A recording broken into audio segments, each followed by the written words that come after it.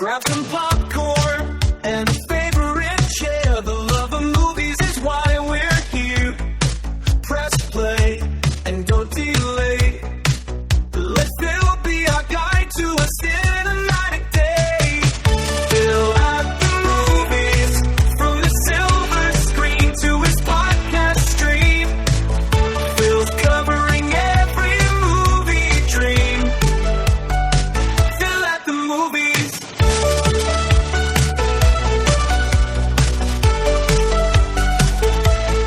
Fill out the movies. I'll admit, when I first heard they were doing a spin-off to the John Wick series, as is the case with most, not all, a spin-off tends to be a nostalgia trip, cashing in on a popular franchise with a few cool moments, but nothing more than window dressing. Ballerina is the exception to that rule. And today, I want to talk with you about not only one of the year's best films, in my opinion, but also the best action movie you will see at the theaters in 2025.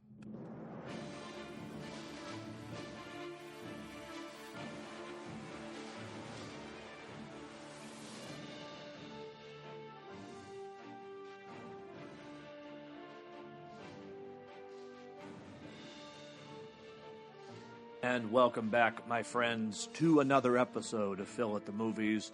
I am, of course, your host, Phil Walsh, and this is show number 167 of this ongoing podcast that is, you guessed it, for the love of movies. And today especially, I want to talk to you about a film that I had a chance to see earlier in the week. It is, of course, Ballerina, a spin-off to the wildly successful action series of John Wick movies. This is the first attempt to deviate a little bit from the story, and as I teased at the beginning, this was a job well done. First off, let me begin, of course, by saying thank you for tuning in each and every Friday and being a part of this cinematic journey with me. If you have not done so already, if you could rate and review this podcast, if you're listening on Apple, as well as sharing it with your family, your friends, your fellow movie buffs, anybody who you think might enjoy a good movie podcast. This is the show that they should be listening to, and we are going to keep going on. We're 167 episodes in, and no signs of stopping yet. All of that because of you, the listeners, you, the friends of this show. I am forever grateful for your support and your continued listenership each and every Friday. From the bottom of my heart, thank you, thank you, thank you. When you think of me, you should think of fire.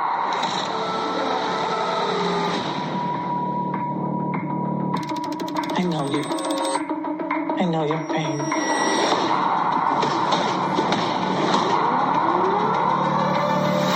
This isn't done until they're dead. Buena suerte, señorita. When you think of me, you should think of fire. Those people that you're looking for are surrounding this hotel right now. Risen from the ashes, again and again. You don't choose to be a killer. You are chosen. No, I chose this! Consequences.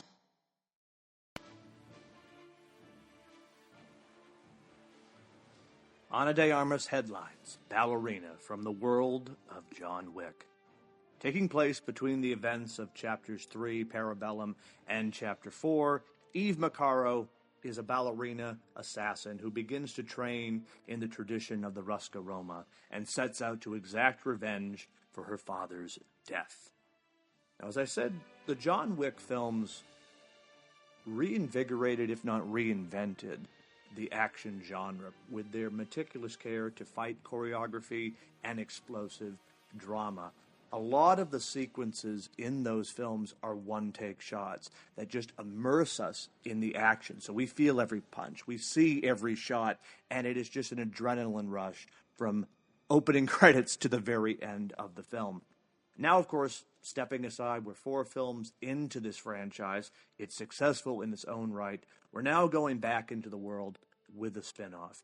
And as I indicated, of course, at the start, a spin-off to any film is potentially dangerous because on the one hand, too much nostalgia, too much fan service, and sort of reliance to the existing series can hamper any new attempts to move the story along, while at the same time, too little can make the movie feel out of place or even foreign or, worst case of all, pointless. Ballerina fortunately avoids that trap and does a swift job at injecting the trappings of the previous Wick films while never being overly reliant on the existing narrative. And I think that is a major coup for this film. John Wick himself is more or less an extended cameo to the story. He has a point to play. I would not say it's just mere fan service, but the narrative rests on Eve and her story of vengeance, and it is Ana de Armas taking names, kicking ass, and being a total badass from start to finish. Sleek, deadly, sexy, and that, of course, is just Ana de Armas. Ballerina is a hot film, and it delivers some of the year's best action sequences, and frankly, I think it is the best action movie you will see this year. It is certainly in contention for being one of the best action films of the decade, full stop. A few scenes in particular. There's one involving a flamethrower, and I'm going to avoid spoilers because the film opens today. I was fortunate enough to see it at an early preview on Wednesday night, but there is one particular sequence that just stands out in my mind, and it, of course, involves a battle with a flamethrower. It is a fist-pumping inferno. You will be left speechless and applauding at the same time. And to me, that is always the mark of a great movie, or certainly an entertaining movie. This, fortunately, is both cases, but you can't stop thinking about it. And there's, again, a number of scenes in this film, whether it is, of course, the aforementioned flamethrower sequence, or there's another exquisite execution via ice skates. I mean, I don't want to go into specific details of these scenes because you really have to see it. This is one of those movies, see it on the big screen and see it with an audience, because just the reactions from everybody around you is frankly almost worth the price of admission in its own right. Now, for all the fears of this simply being a John Wick placeholder until the all but certain 5th film in the series, or somehow turning Anna into a clone of Keanu Reeves' character, are both untrue and unfounded. She is her own character in this film, and I like that they made her a certain badass, but still one who is learning the ropes. And I think that was a real great way to tell this story, that she is just beginning her journey as an assassin. She hasn't sort of become the sort of quintessential John Wick character, if you will. She's still learning. You know, she's taking as many punches as she's giving, and I think that allows the story to breathe instead of it just being nonstop action every 5 seconds and sort of being a stand-in for the John Wick films. I'm hoping that this is the first of a new spin-off series. I want to see more films in this world. I found her character to be compelling.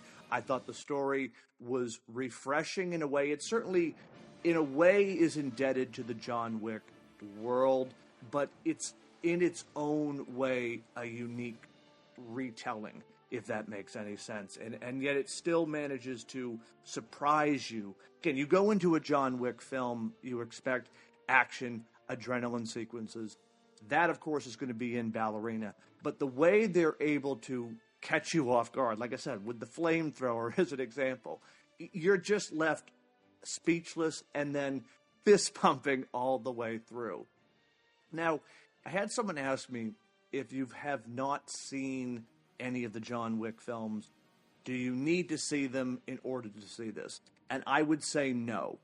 Yes, Keanu Reeves' character appears in the film, and I would say contributes an essential point to the story, but I would say you could walk into this film and just enjoy it as a straightforward action and adventure film without knowing the existing world of John Wick. Yes, it's cool when John Wick's character shows up, and if you've seen the other films, that adds a whole other layer of intrigue to it. But frankly, his character is just the bonus to an already great film. We are there for Ana de Armas. We're there for her story. We're there to see Eve kick ass all the way through. And that's what I think is the most rewarding about this film. It certainly takes cues and references from the other John Wick films, but it stands on its own 2 feet. And not only does it walk by itself, the film is kicking all the way through. This is a fully able film, and it knows what it is doing, and it delivers on what we would expect and more so. Ballerina does almost the impossible when it comes to an action franchise. It breathes new life into it. And if we never got another John Wick film, Ballerina is the perfect one to carry the torch. And I would put this film alongside other great action films like Furiosa from last year. Again, I will compare it in a way to Furiosa, which sort of acted as a sequel/prequel to Mad Max Fury Road. Ballerina respects the history of the John Wick franchise. It respects the mythos, but yet it is its own entry. It stands on its own and becomes something that I think could carry on for another 3, 4, 5 films. I mean, there's so much potential here, and Ana de Armas just fits seamlessly into this world. I want to see more stories with her character Eve growing and developing her skills as an assassin and just becoming an even more badass than she already was in the first film. So, again, this is her first sort of entry, if you will.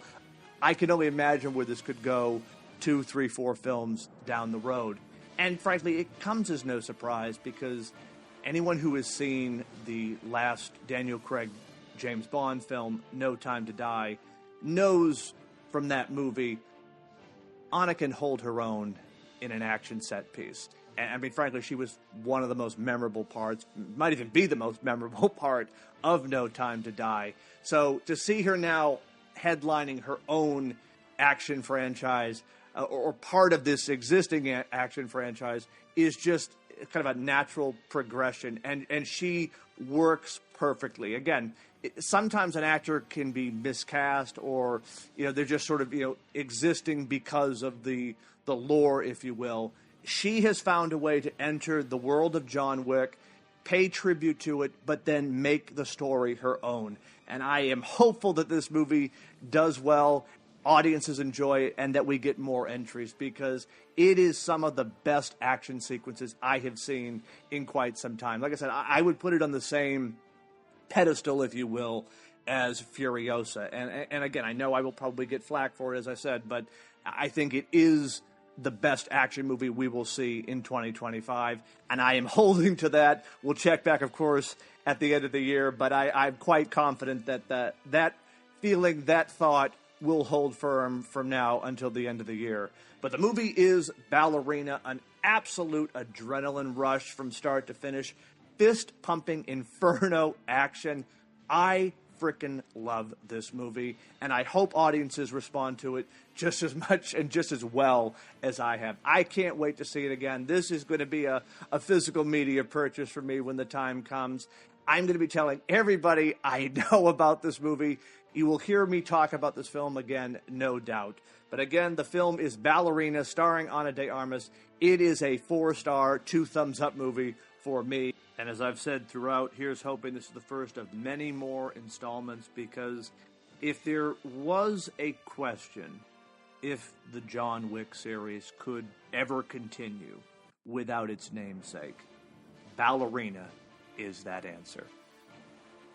And that is where I will leave you today, everybody. Thank you, as always, for tuning in Go support your local theater, check out some movies this weekend, and tune in next week because we will do this all over again for the love of movies.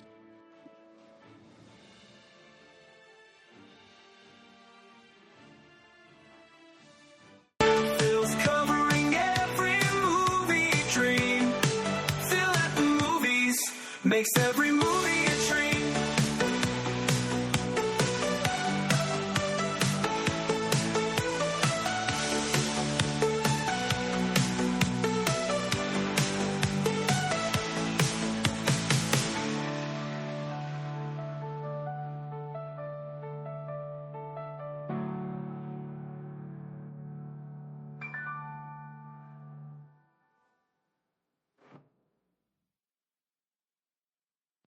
All copyright material used or referenced in this show belongs to the rightful owners and is made possible by the Fair Use Act. Thank you for listening to Phil at the Movies.